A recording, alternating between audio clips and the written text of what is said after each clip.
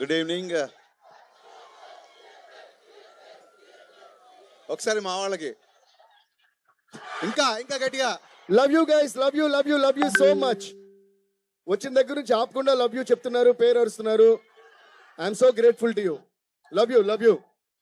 Yes, now over to our captain Harish గారు. Thank you. ఉదయాన్నే లేచి సూర్యుడికి దండం పెట్టి ఒక రోజు ప్రారంభించడం మనందరికీ అనాదిగా వస్తున్న ఆచారం. ఆ సూర్యుడికి, ఆదిత్యుడికి, ఆ భాస్కరుడికి దండం పెట్టి డే మొదలు పెడతాం. ఈ సినిమా ప్రమోషన్స్ అంతే ఎనర్జీతో, అంతే పవిత్రంగా, అంతే ఇష్టంగా ఆదిత్య యాంబియన్ నుంచి మొదలెట్టడం very very very very very happy. Aditya vibe, Aditya ambience అదిరిపోయింది. Thank you guys. మీ కాలేజ్ అయిపోయిన తర్వాత కాసేపే ఉంటారు అంటే మేము చాలా ఎర్లీగా స్టార్ట్ చేసి వచ్చాం. Actually thank you సర్జీ. 6:30కి ముహూర్తం అనుకున్నాం. మా ముహూర్తం పెట్టిన అఖిల్ ఇక్కడే ఉన్నాడు. ముహూర్తం 6:30 కంటే ఆ టైంకి స్టార్ట్ చేసి వచ్చింది. And you made it. Thank you so much. మీరు ఆల్రెడీ వచ్చారు, సాంగ్ మధ్యలో డిస్టర్బ్ చేయకూడదని రాలేదు. సాంగ్ చూస్తున్నారు కదా, ఇక్కడ 2 కట్అవుట్లు ఉన్నాయి. ఒకటి పవర్ స్టార్ది, ఒకటి రాక్ స్టార్ది. శ్రేయాస్ మీడియాస్ వాళ్ళు మాకు ఫోన్ చేసి నవీన్ గారి ఫొటోస్, రవి గారి ఫొటోస్, మీ ఫొటోస్ పంపించండి, మీకు కట్అవుట్లు పెడతా ఉన్నారు. అంటే నేను క్లియర్గా చెప్పా, అక్కడ ఓన్లీ పవర్ స్టార్ కట్అవుట్ ఉండాలి, రాక్ స్టార్ కట్అవుట్ ఉండాలి అని చెప్పాను. అంటే దేవిశ్రీ ప్రసాద్ గారికి ఎప్పుడో కానీ, దేవిశ్రీ ప్రసాద్ గారికి మా గౌరవం, మా ప్రేమ చూపించుకునే అవకాశం ఎప్పుడో కానీ రాదు. ఇది ఏదో మేము త్యాగం చేసామనో లేకపోతే మా కట్అవుట్ వద్దనుకున్నామని కాదు. ఇలాంటి చిన్న చిన్న విషయాల్లో మా గ్రాటిట్యూడ్, మా రెస్పెక్ట్ డిఎస్పీకి చూపించడానికి మాత్రమే, ఇంకెవరికి కట్అవుట్ ఇక్కడ పెట్టలేదు. ఆయన నా సినిమాకి మ్యూజిక్ చేసాడనో లేకపోతే ఆయన స్టేజ్ మీద నేను చెప్పట్లేదు. ఆయన ఆనందం సినిమా చేస్తున్నప్పుడు నేను అసిస్టెంట్ డైరెక్టర్ కూడా కాదు. నేను ఆనందం సినిమా చూసి బయటకు వచ్చి లైఫ్లో ఎప్పుడైనా సరే ఈ మ్యూజిక్ డైరెక్టర్తో పనిచేస్తే చాలు దేవుడు అని దేవుడిని కోరుకున్నాను. దేవుడు ఒక్కసారి కాదు 3 సార్లు ఇచ్చాడు. ఇంకో 3 సార్లు ఇవ్వాలని మనస్ఫూర్తిగా కోరుకుంటున్నాను. అంటే ఇవాళ మ్యూజిక్ కాబట్టి ఆయన పొగటం కాదండి. డిఎస్పీ అనేది నాకు జస్ట్ మ్యూజిక్ డైరెక్టర్ కాదు, నా ఫ్రెండ్ కాదు, నా బ్రదర్ కాదు. ఆయన చెప్పినట్టు DSP is an emotion for me. DSP is an emotion for me. అంటే ఎలాంటి ఎమోషన్ అంటే, నిన్నటి వరకు అసిస్టెంట్ డైరెక్టర్గా ఉన్న ఒక వ్యక్తిని తన మ్యూజిక్తో ఓవర్ నైట్లో స్టార్ డైరెక్షన్ చేసే సత్తా ఉన్న ఏకైక మ్యూజిక్ డైరెక్టర్ డిఎస్పీ. ఈ విషయం ఆయనతో చాలాసార్లు చెప్పితే ఎలా అంటే, సర్జీ నాదేం లేదు, డైరెక్టర్ సిచ్యువేషన్ బట్టే పాట వస్తుంది, డైరెక్టర్ని బట్టే మ్యూజిక్ వస్తుంది అని చెప్పి తన కష్టాన్ని కూడా మా ఖాతాలోకి అవలీలగా వేసేసి అలా నవ్వుతూ వెళ్ళిపోతుంటాడు డిఎస్పీ. అందుకే డిఎస్పీ అంటే నాకు ఇష్టం, ప్రాణం. లిరిక్స్కి రిథమ్కి, బీట్కి, వాయిస్ అన్నీ క్లియర్గా వినిపించడానికి, ఒక పాట యొక్క సంపూర్ణ తత్వాన్ని మీకు ప్రజెంట్ చేయడంలో అంకిత భావంతో పనిచేసే one and only music director of this generation Devi Sri Prasad. సర్జీ పొగటం కాదు సర్జీ, తన గురించి తనకు తెలియదు. ఏదైనా చిన్న ట్యూన్ ఏదైనా యాడ్ చేయాలన్నా, సర్జీ ఇక్కడ ఒక ట్రంపెట్ వేద్దాం అనుకుంటున్నా, ఇక్కడ ఏదైనా తబలా అయినా అని చెప్తే ఫోన్ చేస్తాడు. ఏంటంటే సర్జీ అసలు మీరు పర్మిషన్ అడుగుతారు ఏంటి, మీరు ఎవరు, మీరు India's number 1 music director, Pushpa 2 తర్వాత 5 బిలియన్ వ్యూస్ ఏంటి ఇంప్రెషన్స్ ఉన్న ఆల్బమ్ చేసిన వ్యక్తి ఇక్కడ ఇది యాడ్ చేయొచ్చా, అక్కడ చేయొచ్చా అని చెప్పి మళ్ళీ ఫస్ట్ సినిమాకి పనిచేసినట్టు పనిచేస్తుంటే ఆ వ్యక్తికి సాష్టాంగ నమస్కారం చేయకుండా ఇంకేం చేయగలుగుతాం. సర్జీ I love you so much. ఇంతకంటే మీ గురించి నాకు ఇంకా చాలా చెప్పాలని ఉంది. But సర్జీ truly honored to be associated with you for the 3rd time and looking forward for many more times. Next ఈ సినిమా ఇందాక మీరు చూసిన సాంగ్ అంత గ్రాండ్గా రావడానికి కానీ, నేను అనుకున్న దానికంటే నాకు ఎక్కువ ఇచ్చే నిర్మాతలు మా నవీన్ ఎర్నేని గారు, రవిశంకర్ గారు.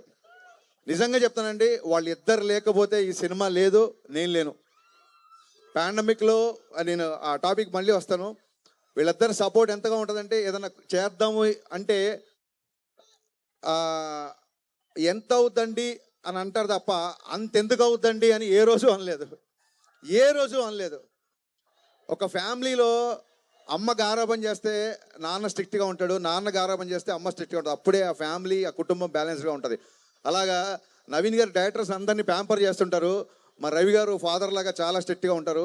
బట్ అలాగని చెప్పి ఎవరిని వదలరు, మాతో ట్రావెల్ అవుతుంటారు. ఇవాళ ఈ ప్రోగ్రామ్ మొత్తం బ్యాక్ ఎండ్లో ఉండి అంతా ఆయన అబ్జర్వేషన్లో జరుగుతుంది. రవి గారు ఇక్కడ ఉంటే ఇంకా బాగుండేది. వాళ్ళిద్దరూ అంత బ్యాలెన్స్డ్గా ఉన్నారు కాబట్టే రంగస్థలాలు కొట్టినా, పుష్పాలు కొట్టినా ఏ రోజు ఒక మాట ఎక్కువ మాట్లాడలేదు. అలాగే 1-2 సినిమాలు డిసప్పాయింట్ చేసి ఫ్లాప్లు వచ్చినా ఏ రోజు ధైర్యాన్ని కోల్పోలేదు. అంత ప్రెజెన్స్ ఆఫ్ మైండ్, అంత స్థితప్రజ్ఞత ఉంది కాబట్టే మైత్రి సంస్థ ఇవాళ ఇండియాలోనే నెంబర్ 1 ప్రొడక్షన్ హౌస్గా నిలబడింది. సార్ నవీన్ గారు, మీ బ్యానర్లో పనిచేయడం నాకే కాదు ఏ డైరెక్టర్కైనా మైత్రి మూవీస్లో పనిచేయడం అనేది ఒక వరం. ఇలాంటి ప్రొడ్యూసర్లు దొరకడం అనేది నిజంగా అదృష్టం. ఇది మనస్ఫూర్తిగా పూజలు సుకృతం అని చెప్తున్నాను. ఇంత సపోర్ట్ చేసే ప్రొడ్యూసర్లను ఎప్పుడు చూడలేదు. ఎందుకు ఇంత చెప్పాల్సి వస్తుందంటే ఒక విషయం చెప్పాలి మీకు. ఇది కన్ఫెషన్ అనుకోండి లేదా క్లారిటీ అనుకోండి. బయట చాలా ఈ సినిమా మీద చాలా రకాల ఆర్టికల్స్, చాలా రకాల వెబ్సైట్ల మీద, చాలా వెబ్సైట్లలో లేదా మీడియాలో, ఎలక్ట్రిక్ ఛానల్ అన్నిట్లలో కొన్ని రూమర్లు అయితే వచ్చు, కొన్ని వాళ్ళు వాస్తవాలు అనుకుని రాసిండేసి చాలా జరిగినాయి. అందరు రాసిందంటే సినిమా పవన్ కళ్యాణ్ గారి వల్ల లేట్ అయింది అని చెప్పి చాలామంది రాశారు. ఇవాళ నేను ఇక్కడ ఈ ఆదిత్య కాలేజ్ వేదిక చెప్పగలుగుతున్నానండి. మళ్ళీ ఒకసారి అందరికీ క్లారిఫై చేస్తున్నా, ఈ సినిమా పవన్ కళ్యాణ్ గారి వలన ఏ మాత్రం ఆలస్యం అవ్వలేదు, అస్సలు అవ్వలేదు. ఫస్ట్ ఒక కథ అనుకున్నాం. ఫస్ట్ అంటే సినిమా ప్రమోషన్ స్టార్ట్ చేసిన తర్వాత నాకు ఉస్తాద్ భగత్ సింగ్ గురించి కంప్లీట్గా మాట్లాడడానికి దొరికిన అవకాశం వేదిక ఇదే కాబట్టి చెప్తున్నాను. వేరే సినిమా ఫంక్షన్కి వెళ్ళినప్పుడు ఉస్తాద్ అప్డేట్ అనుస్తారు, అప్పుడు మన సినిమా గురించి చెప్పడం కరెక్ట్ కాదని ఎప్పుడు చెప్పలేదు. ఫస్ట్ ఒక కాలేజ్ బ్యాక్డ్రాప్ లవ్ స్టోరీ, ఎందుకంటే గబ్బర్ సింగ్లో బాగా మాసిగా చూపించారు, నాకు ఆయన జల్సా ఖుషీ లాగా చూపించాలని చెప్పి ఒక కాలేజ్ బ్యాక్డ్రాప్ లవ్ స్టోరీ అనుకున్నాం. సినిమా అనౌన్స్ కాడి నుంచి ఎక్కడికి వెళ్ళినా సరే అన్న ఇంకో గబ్బర్ సింగ్ ఎప్పుడు అని చెప్పి సోషల్ మీడియాలో అవ్వచ్చు, బయట అవ్వచ్చు, సినిమా లవర్స్ అవ్వచ్చు, ఫ్యాన్స్ అవ్వచ్చు, అరే వీళ్ళు ఇంకా ఎక్కువ అదే మాస్, అదే ఒక ఫుల్ టు ఎంటర్టైన్ ఎక్స్పెక్ట్ చేస్తున్నారు. ఎక్కడో మేము అనుకున్న కదా కొంచెం క్లాస్ అవుతుంది అని చెప్పి ఆ తర్వాత ఐడియా డ్రాప్ చేద్దాము, ఇంకో థాట్కి వెళ్దామా అన్న ఒక సందిగ్ధంలో ఉన్నప్పుడు ఆ పాండమిక్లో నేను చాలా మెంటల్ డిప్రెషన్కి వెళ్ళిపోయాను. నా మెంటల్ హెల్త్ కూడా చాలా దెబ్బతింది అప్పుడు. సో ఈ కట్ చేద్దామా ఇంకో కట్ చేద్దామా అన్న సందిగ్ధంలో నా వల్ల కొంచెం టైం వేస్ట్ అయింది. ఆ తర్వాత ఒక రీమేక్ అనుకున్నాము, అది పెద్దగా ఎగ్జైట్ అవ్వలేదు ఎవరము. ఆ తర్వాత అది పక్కన పెట్టేశాము. ఎందుకంటే ఆయన లైనప్స్ చూస్తుంటే కొన్ని క్లాస్ సినిమాలు ఉన్నాయి ఆయన చేస్తున్నప్పుడు, అప్పటికి ఆ సినిమాల అనౌన్స్మెంట్ కూడా వచ్చేసింది. సో డెఫినెట్గా ఇలాంటి పాటలు ఉండే సినిమాలు అయితే లైనప్లో నాకు ఎక్కడ కనబడలేదు. సో డెఫినెట్గా మళ్ళీ ఫ్యాన్స్ అందరూ మళ్ళీ చూసే సినిమా చేయాలి, కొంచెం లేట్ అయినా పర్లేదని చెప్పి మళ్ళీ మా టీం అందరం వర్క్ చేసి కళ్యాణ్ గారికి మళ్ళీ అనుకుని చెప్పిన తర్వాత అందరూ ఎగ్జైట్ అయిన కంటెంట్తో షూటింగ్ వెళ్ళేసరికి ప్రకృతి సహకరించి మరి గ్రహాలు తోడున ఏంటో తెలియదు, ఇట్స్ నేచర్ తీసుకున్న టైం, అది సహజ సిద్ధంగా ఆ ప్రక్రియ ఇలా జరిగిపోయింది. ఇన్ఫ్యాక్ట్ పవన్ కళ్యాణ్ గారి వల్ల షూటింగ్ చాలా ఫాస్ట్గా అయిపోయింది. ఆయన మమ్మల్ని ఊపిరి ఆడనివ్వకుండా షూటింగ్ చేశారు. అందుకే అంత ఫాస్ట్గా షూటింగ్ అయిపోయిందని చెప్పి వీడియో రిలీజ్ చేసాం. అంటే పొద్దున్నే క్యాబినెట్ మీటింగ్ వెళ్ళేవాళ్ళు, సరే సార్ విజయవాడకి వెళ్ళిపోయారు కదా ఇంకా వాళ్ళ షూటింగ్ ఉండదంటే రేపు వెళ్ళి వేరే ప్లాన్ చేద్దామంటే సడన్గా సార్ బయలుదేరారు, నైట్ షూట్ చేస్తారని చెప్పి సార్ వాళ్ళ టీం ఫోన్ చేసేవాళ్ళు. ఇమ్మీడియట్గా మేము నైట్ షూటింగ్ ప్లాన్ చేసేవాళ్ళం. అంటే పొద్దునంతా క్యాబినెట్ మీటింగ్ అటెండ్ అయ్యి ఆయన నైట్ ఫ్లైట్కి హైదరాబాద్ వచ్చి మళ్ళీ మార్నింగ్ 3-4 వరకు పనిచేసి జస్ట్ ఇంటికి వెళ్ళి షవర్ చేసి మళ్ళీ ఆయన మంగళగిరి వెళ్ళిపోయిన రోజులు ఉన్నాయి. కొన్నిసార్లు 18 గంటలు 20 గంటలు ఆయన పనిచేసిన సందర్భాలు ఉన్నాయి. ఈ సినిమాకి పవన్ కళ్యాణ్ గారు ప్రాణం పెట్టి పనిచేశారు. మనస్ఫూర్తిగా కళ్యాణ్ గారికి కృతజ్ఞతలు చెప్పుకుంటున్నాను. మరిన్ని విషయాలు డెఫినెట్గా ప్రీలీజ్ ఈవెంట్లో మాట్లాడుకుందాం. అండ్ మా ఫేవరెట్ లిరిసిస్ట్ భాస్కర్ పట్ల అన్నయ్య, ఇందాక దేవి గారు చెప్పినట్టు భాస్కర్ పట్ల గారితో పనిచేస్తుంటే గాల్లో తేలినట్టు ఉంటుంది, ఫుల్ బాటిల్ ఎత్తి దించకుండా తాగినట్టు ఉంటుంది, దమ్ము లాగినట్టు ఉంటుంది. అన్నయ్య మామూలుకి ఎక్కవలేదు. నేను మొన్న ట్విట్టర్లో